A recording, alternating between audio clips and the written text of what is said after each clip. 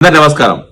నారా లోకేష్ ఎవరు ఏంటి అనేది ఓ పెద్ద క్వశ్చన్ కాదు. దాని గురించి మనం పట్టించుకునే అవసరం లేదు. ఎందుకంటే నారా లోకేష్ ఎవరు ఏంటి అనేది తెలుగు ప్రజలకు తెలుసు. ఈ రోజు దేశవ్యాప్తంగా ఉన్న రాజకీయ విశ్లేషకులకి, రాజకీయ నాయకులకి అందరికీ కూడా నారా లోకేష్ ఎవరు అనేది తెలుసు. కాకపోతే ఇక్కడ మనం చర్చించాల్సింది ఏంటంటే నారా లోకేష్ అసలు ఏం చేస్తున్నాడు? నారా లోకేష్ నిజంగానే రాష్ట్ర అభివృద్ధి కోసం పనిచేస్తున్నాడా? నారా లోకేష్ నిజంగానే ఈ రోజు తెలుగు ప్రజల కోసం పనిచేస్తున్నాడా? లేకపోతే కేవలం తెలుగుదేశం పార్టీ కార్యకర్తలు, తెలుగుదేశం పార్టీ నాయకులు ఇస్తున్న ఎలివేషన్స్ తోటి భ్రమలో బతుకుతున్నాడా అన్నది మనం మాట్లాడుకోవాలా. ప్రజలకి ఫ్యాక్ట్స్ చెప్పాల్సిన అవసరం ఉంది. ఈ రోజు ప్రజలకు నిజాలు అర్థం చేసుకోవాల్సిన అవసరం ఉంది కాబట్టి ఈ వీడియో చేస్తున్నా.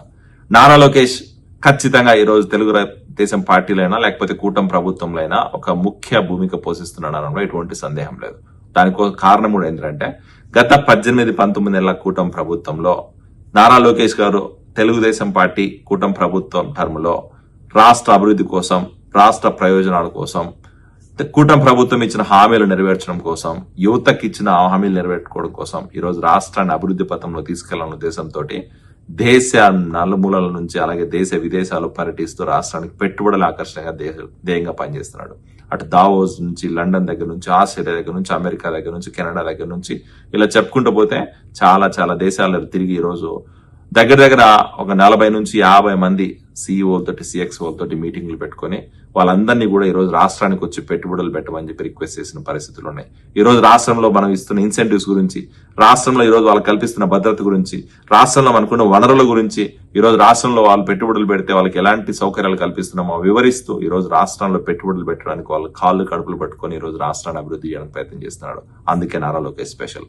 ఈ రోజు నారా లోకేష్ గారు ఈ రోజు అమెరికా పర్యటన, కెనడా పర్యటనకు వచ్చినా కూడా దగ్గర మీరు ఒకసారి చూస్తే ఆయన కలిసిన సీఈఓలు చాలా మంది అపాయింట్మెంట్స్ దొరకడం కూడా కష్టం.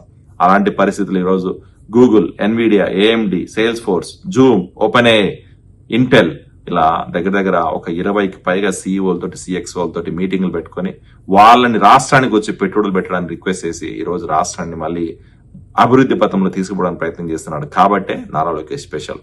ఈ రోజు నారా లోకేష్ గారు గతంలో ఇచ్చిన మాట ప్రకారం ఈ రోజు కాగ్నిజెంట్ అలాగే స్వస్థానికి నుంచి దగ్గర ఒక 8-9 కంపెనీలకు ఈ రోజు వైజాగ్ ప్రాంతంలో భూమి పూజ చేశారంటే అది నారా లోకేష్ గారికి ఉన్న కమిట్మెంట్. అందుకు నారా లోకేష్ గారు స్పెషల్. ఈ రోజు ఆల్రెడీ గూగుల్ లాంటి సంస్థ వైజాగ్ ప్రాంతంలో $15 బిలియన్ పెట్టుబడులు పెట్టింది.